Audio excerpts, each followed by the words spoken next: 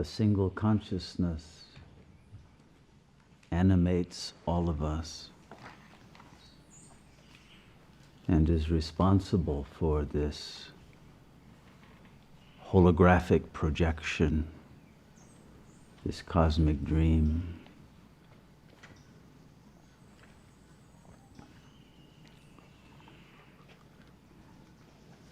But then each form creates its own dream within a dream.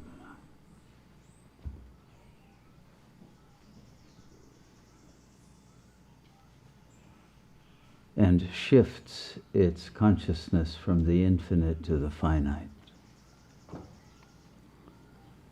from the unconditional to the conditioned, from the eternal to the temporal.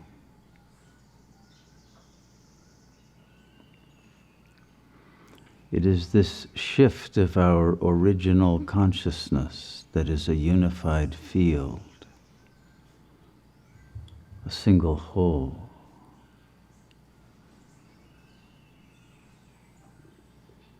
That creates the suffering, the karma, the sense of lack and loss.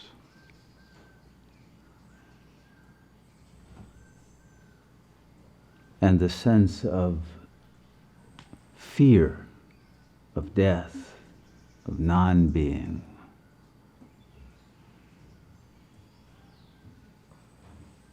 And produces a fragility of consciousness that fragments itself even further in order to hold on to objects of security.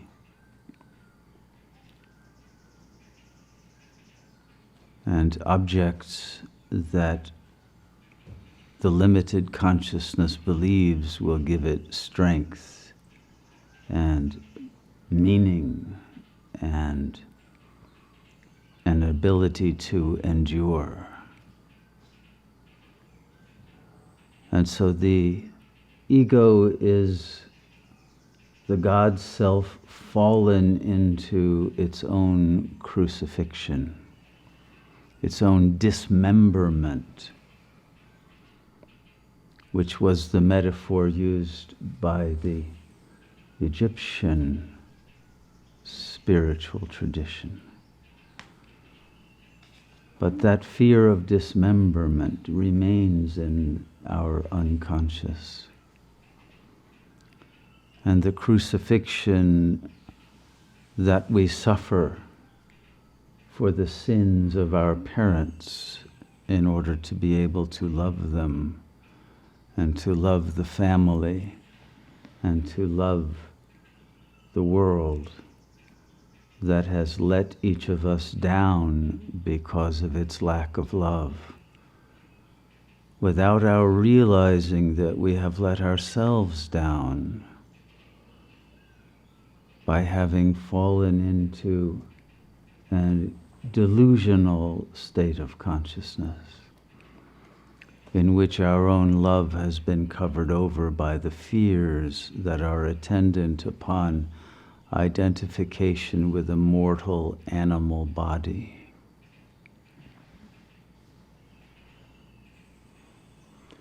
And thus all of the early spiritual traditions recommended very strongly that one let go of one's attachment to the body and to the family system and to the social order that sustain the identity of the ego, so that it would be easier to return to the unlimited and unconditioned self.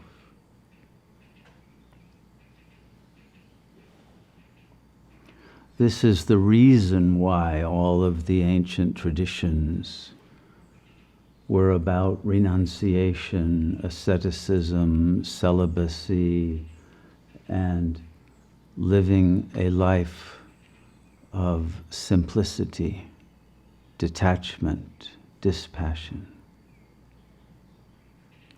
It was not about morality, but it was about creating conditions of freedom. Because the bonds that hold the ego in its condition of suffering are the same bonds that it believes bring it happiness. The attachments, the objects of desire, the sexual connections that bring the kinesthetic pleasure to the body, all of those attachments create a weakness in the consciousness because they produce an addiction to those forms of experience that keep it in temporary balance to compensate for its terror of non-being.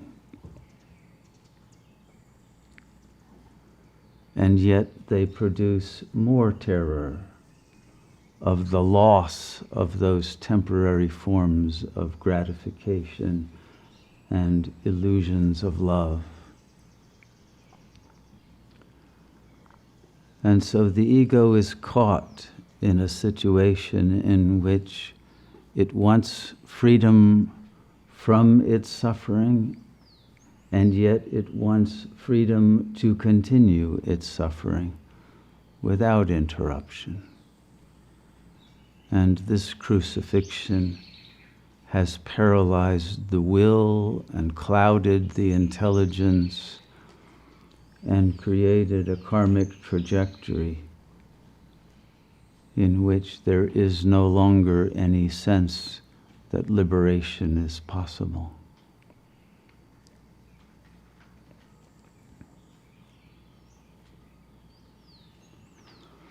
And so it is only when we get to the root of the conditioning that produces this crucified and dismembered state that we are able to find our way out. The way out is through going within.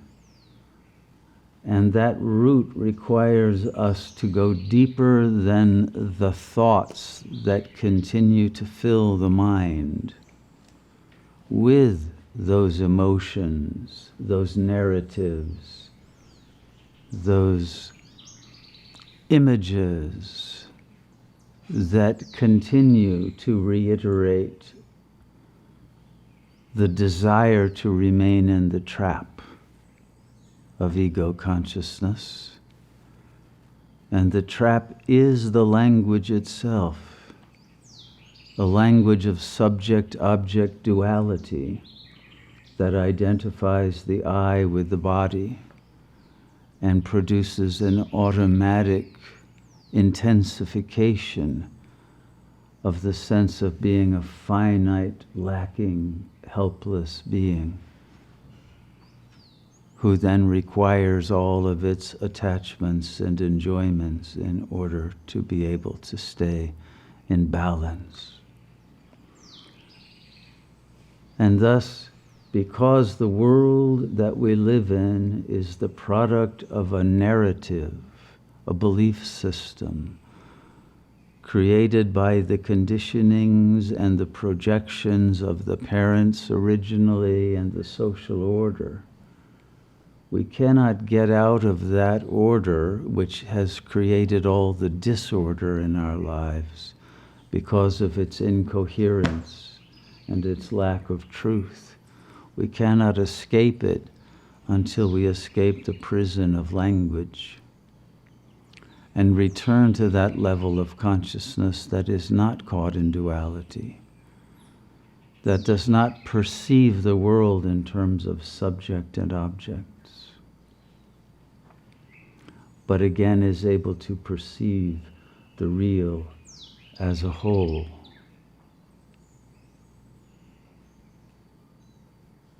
And in this wholeness, it is recognized instantly that the trap that one thought one was in was only just that, a thought, a dream with no reality. And once one escapes that dream within a dream that is the ego structure of its conditionings on a local individual basis, then the consciousness can very easily release itself from the cosmic dream and recognize again the perfection of the infinite intelligence that has structured and ordains this dream to be carried to its conclusion. A conclusion that brings its own awakening, its own transcendence, and its own ability to redream itself.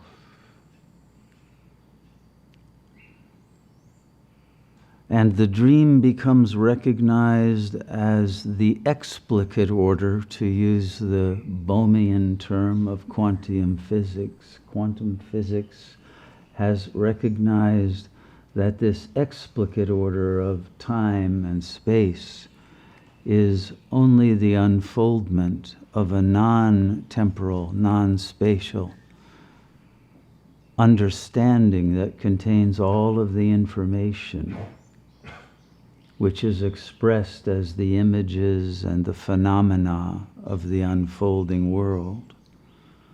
But all of it is contained in the now, in the eternal present, and is contained in that present with the realization that the presence itself is all that is real, not the world that it is present to, because that world is only its expression, only its unfoldment, only the realization of all of its potentialities.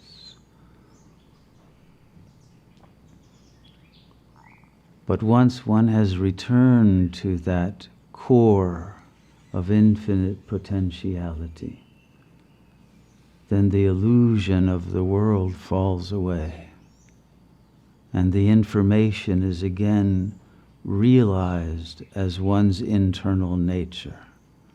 The dismemberment comes to an end.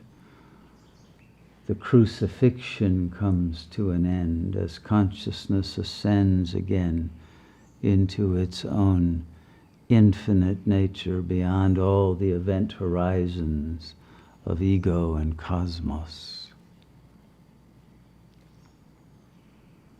And the world, recognized as only that place in which the consciousness has dreamed its own renewal, its own recognition that there are no limits to our being.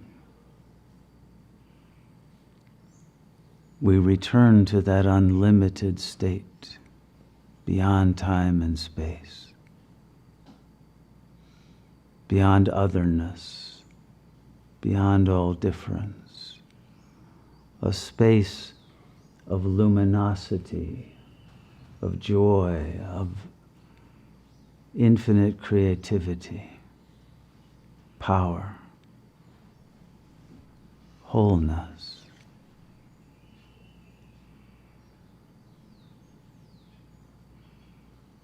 And a sense of goodness, beauty, and bliss that is incomparable and unimaginable to the ego mind that struggles to survive.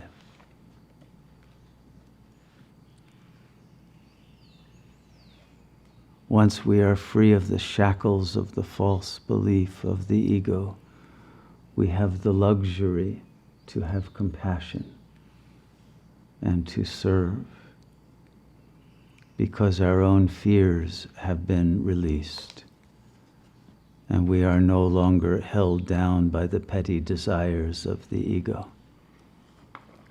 but can live in a larger paradigm, a larger universe of meaning, in which that goodness of our ultimate being can express itself in the local space of the individual interactions and bring the perception of eternity in a grain of sand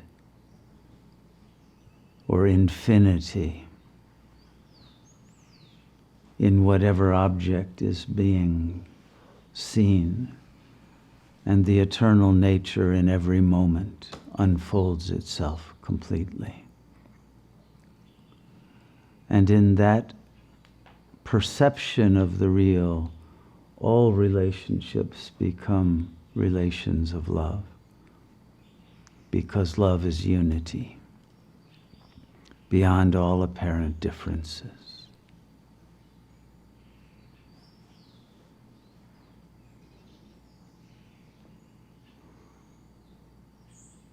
Once the ego's appetite for pleasure that compensates its pain has been overcome, an entirely different psychic economy ensues. An entirely different level of meaning and purpose of life. That is the expression of the infinite self. That recognizes that every moment is a blessing, every event, every change brings us closer to the climax of this divine play, this apocalyptic revelation of God as the whole, as the light that constitutes matter itself, as the infinite power that destroys and creates and is yet untouched by all of those changes, and is able to produce the miracle of the appearance of a world of beauty, of peace, of love, in place of a world that had become hellish and chaotic and meaningless.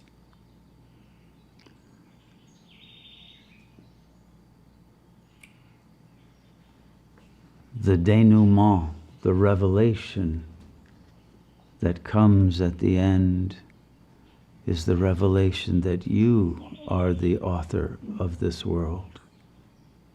Each of you, each of us, co-authors the destiny of our planet, of our world, our cosmos.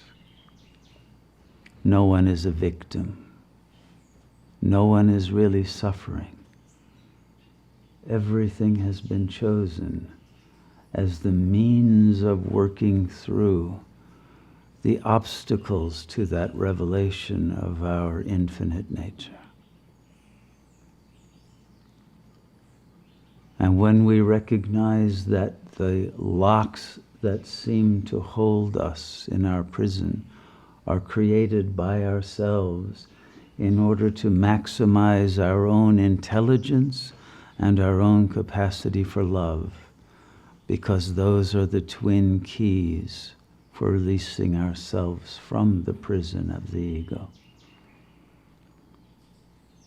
When the humility of the consciousness has been able to recognize the value of surrender, and the recognition that we are surrendering only to our true nature,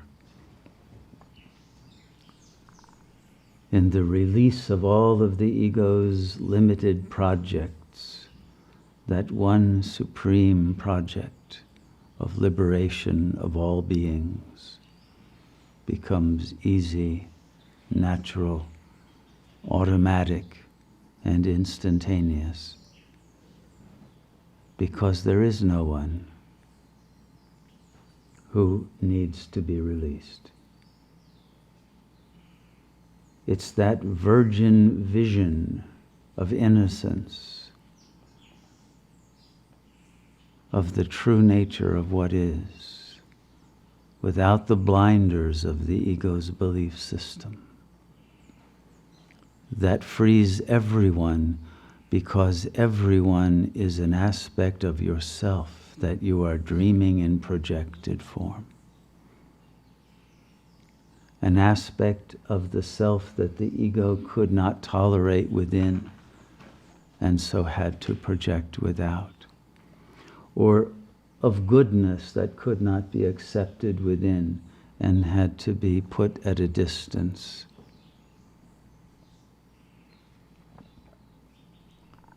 And all of that separation between good and bad, light and dark, all of the opposites become integrated as a single whole in a single eternal moment of a flash of liberation in which everything is revealed as God.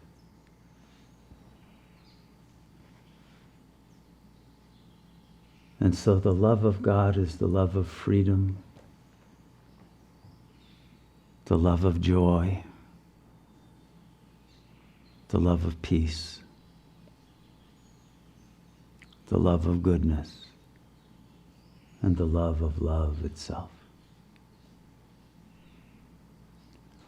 And because that is our nature, that love is now revealing itself and producing all of the effects of revelation, of apocalyptic transformation of the world as the ultimate blessing that we can give to that illusion of suffering beings by returning all beings to the one light, the one love,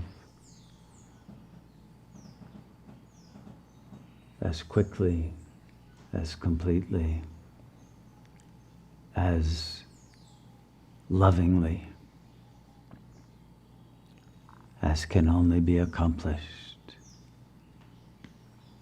by that consciousness that is already there. And so our one ethical duty is to silence the mind, enter the heart, and reveal the true nature of what we all are as a single being of pure awareness,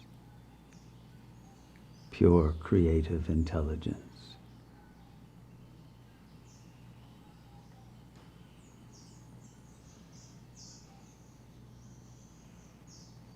And through that revelation, we receive redemption.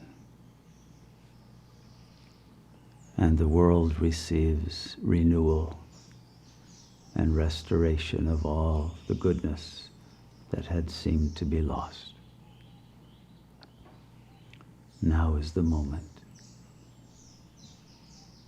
for that revelation to begin by opening the heart to the light of pure being.